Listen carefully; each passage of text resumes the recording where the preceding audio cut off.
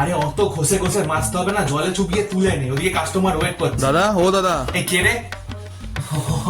Food blogger, আসুন আসুন। আচ্ছা, এখানে কি কি পাওয়া যায়? সব পাওয়া যায়, ওই যে লিস্ট টাঙানো আছে এদিকে। ওই chop, cutlet, chowmein, egg roll, Mughlai, কাবাব, তারপরে ওই রাইস, চিলি চিকেন, তারপরে চিকেন চাপ, সব থেকে ফেমাস আমাদের বিরিয়ানিটা।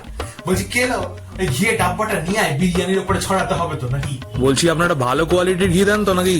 আরে ভালো মানে কি বলছেন, একবারে গরুর দুধ দুয়ে তার থেকে ঘি বানাই আমরা, হেভি কোয়ালিটি। দাদা, উজ্জ্বলদার বিরিয়ানির ব্যাপারে কি বলবেন? ব্যাস শুরু হয়ে গেল কুচুটা গিরি। এই তোমরা হচ্ছে আসল ছ্যাঁচড়া, এর নামে ওকে, ওর নামে তাকে বলে বলে শুধু অশান্তি লাগানোর তাল। ও দাদা, এবার কি কাটছো গো? কি দেবে রান্নায়? কেন, এটা কি জিনিস কোনোদিন দেখোনি? এটা কি মাল তুমি চেনো না? কোন কোন ছেলেটা আবার এটা দোষ থেকে থাকে জানো না? আলু বলে এটাকে আলু, সব জানে, জেনে শুনে নাকামি মারবে। এটা কি কাটছো, ওটা কি করছো, ওটা কি দিলে রান্নায়, সব। এই তোমাদের জন্য না সব ফুড ব্লগার গুলোর বদনাম হয়, যে কটা ভালো ফুড ব্লগার আছে তাদেরও বদনাম হয়। হাঁড়ি ঢাকাটা একটু সরাও না। না সরাবো না, আমার বিরিয়ানি আমি ঢাকা সরাবো না। কি করবে করে নাও, এটাও তো তোমরা এখান থেকে যাও। এই তোমরা আমার দোকানে প্রমোশন করার জায়গায় ডিমোশন করে দেবে দেখছি।